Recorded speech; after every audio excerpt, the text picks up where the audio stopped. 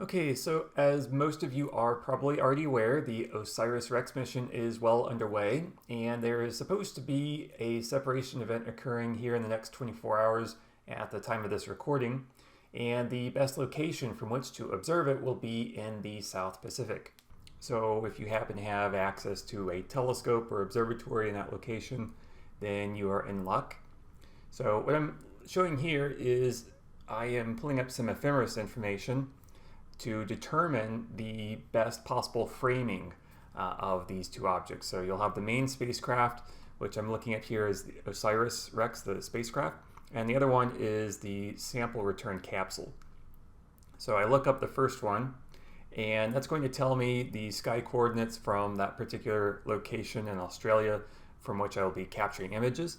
And then I'll also look up the sample return capsule and then determine at what point in time do I start to see a noticeable separation? How many arc seconds apart will they be? So this is using the session planner module. So you can see here at 11:17 the coordinates for the main spacecraft, and now I'm going to look up the coordinates for the sample return capsule at that same time. And so if we give it a moment here, it will return back with that information. And so again, just comparing at that exact point in time, then I can compute the distance between the two objects. If I go to this calculator here, it says speed from observations, but it can be used to do a little bit more than that. In this case, it will return distance as one of the output fields. So I just type in the coordinates of one object and the coordinates of another object, and then it will return back with that angular separation between the two. So again, I'm looking forward to this. I'm not really sure if the images will come out. I put together an imaging plan at this location, which will hopefully capture the separation, which it's going to be pretty tricky because the objects are moving at around 120, at the time of separation, around 120 arc seconds per minute. So if you take even just a 60-second exposure, there will be quite a streak. And the issue with that is that there's also light pollution from the moon.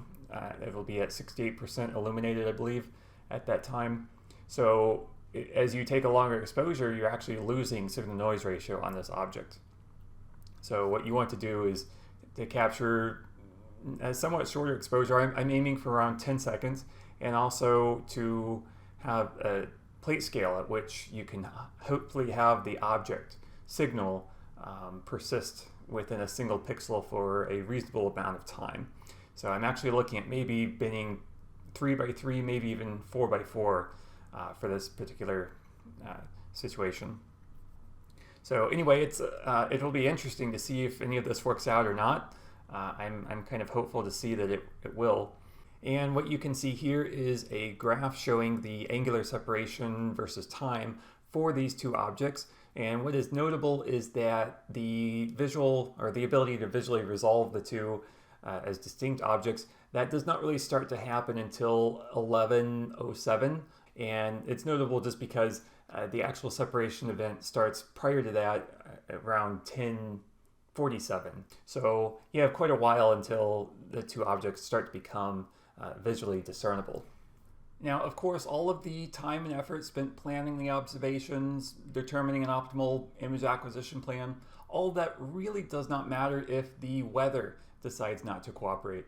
So in other words, when it comes time to capture the series of images and the clouds have shown up, there's really not much you can do at that point. That's just unfortunately the way it is in astronomy sometimes, but that's also part of the excitement, is that when it does finally all come together, then it's pretty cool. So on the 18th of September, I took a look at the forecast for this particular observing location, and everything looks pretty good. All of the days up to the 24th, for the most part, look pretty green, no indication of clouds, especially at the time of interest, which would be at 2100 hours Australian Eastern Standard Time.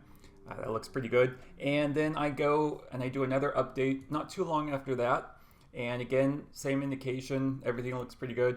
Then I do another update, and we get some indication that maybe there might be cloud cover. Now, This is a bit misleading here because it indicates you might think that this entire row here is for the 24th, but it's actually this part right here is the 23rd and stretches into this row here. So this is actually still part of the 23rd. So it's actually here, this is where we start the 24th. So again, what we care about is at 2100 hours here, and that's looking pretty good so far.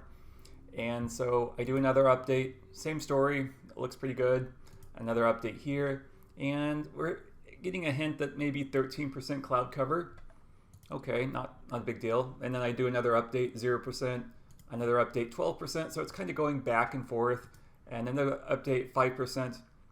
And we have 12%, again, kind of going back and forth. And finally, the most recent one here indicates maybe 3%. So I'm just hoping here that with less than 24 hours left to go, that it will hopefully maintain that forecast. So that's about it for this video. I want to thank you for watching and see you next time.